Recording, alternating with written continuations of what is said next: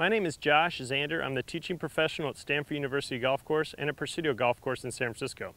Today I want to talk to you about a concept called the D-plane. The D-plane was introduced to us years ago back in the early 70s by a physicist by the name of Theodore Jorgensen in a book called The Physics of Golf. The D-plane helps us understand what makes the ball curve left and what makes the ball curve to the right. In order to get the coordinates for the D-plane, we need to understand what the path is doing at the moment of impact and what the club face is doing at the moment of impact. When I teach, I use a TrackMan, and this gives me those precise measurements. Let's use these two sticks to understand the D-plane. So I'm going to call this bottom stick the path and this top stick the face. Let's say the path at the moment of impact is pointing directly at the target, and the club face is pointing directly at the target. Here we are with a little bit of loft on the club face, and you can see that forms a vertical line. That's a vertical D-plane. That means your ball is going to fly dead straight.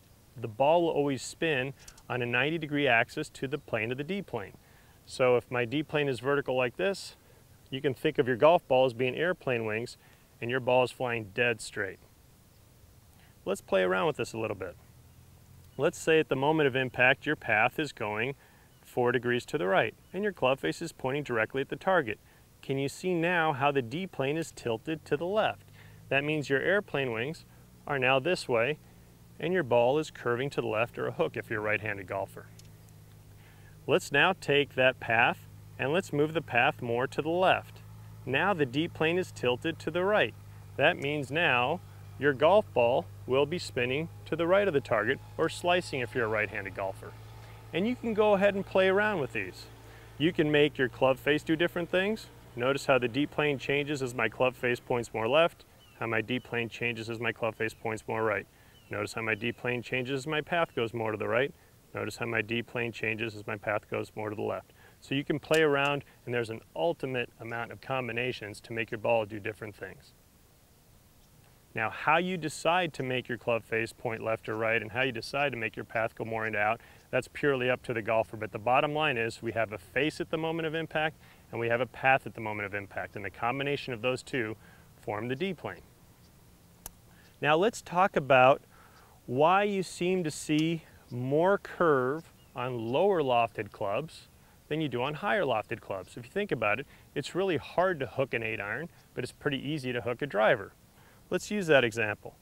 Let's say I take an 8-iron and my path is, let's call it 10 degrees to the right, and my club face is 2 degrees closed. All right, now we have a plane that looks like this. We got a little bit of draw on our golf ball, and it might draw a few yards. But now let's take those same coordinates and apply it to a driver with a less lofted club. So now we have that path going this way, 10 degrees, and the club face a little bit closed. Now all of a sudden, whoa, we've got a D-plane that's so significantly tilted that our airplane wings are going like this, and our ball is diving out of the sky. So that same swing, which produced a nice little draw with your 8-iron, just snap hooked your driver out of bounds. So the bottom line is, the more loft you have on your club face, the more vertical your D-plane is. The more vertical your D-plane is, the straighter the ball goes. So do we have it all figured out, this ball flight thing?